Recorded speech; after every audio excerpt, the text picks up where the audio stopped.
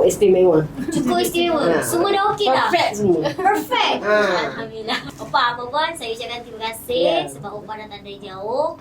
Apa yang kurang daripada kami minta mohon maaf. Lebih kurang halal ya. Sama-sama kita. Tapi Opa lagi sekali nak tanya Opa dari mana Opa? Dari Perak. Dari Perak. Teladi. Soalan untuk akak ni muda lagi. Kenapa pilih Jati ni? Maaf bos. Akak. Alang-alang tu nak tanya. Jati tahan lasak lah.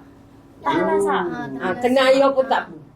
Pernah ada pengalaman Opa? Rumah kena Rumah banjir. banjir baru ni. Habis.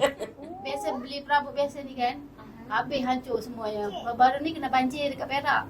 Habis pinggang. semua. Set Kat pinggang kena. set boleh tidur semua habis. Habis. Yang tahan Jati Yang tahan Jati. Teruk paras para pinggang? Pada pinggang. Tinggi. Tinggi Opa. Berapa lama tu banjirnya? Dalam. Tapi pertama kali tu. Pertama kali. Tak pernah banjir rumah kami. Tahun ni ke? Tahun ni. Tahun 2005. 2020. Itulah sebabnya pilih Jati ya. Tengok ada kawan-kawan tu kan pakai Jati. Cantik. Tak ada elok kawan kena ni. Tak ada kata berderai macam perabot yang rumah menantu ni pakai. Jadi tengok kawan-kawan tu semua ada pakai Jati. Cantik lagi apa, tak ada rosak, tak ada apa.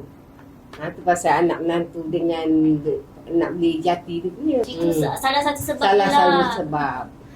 Terima kasih Akak sharing dengan kita. Terima kasih Opa sharing Sama, kita. sama. Minta maaf banyak tanya.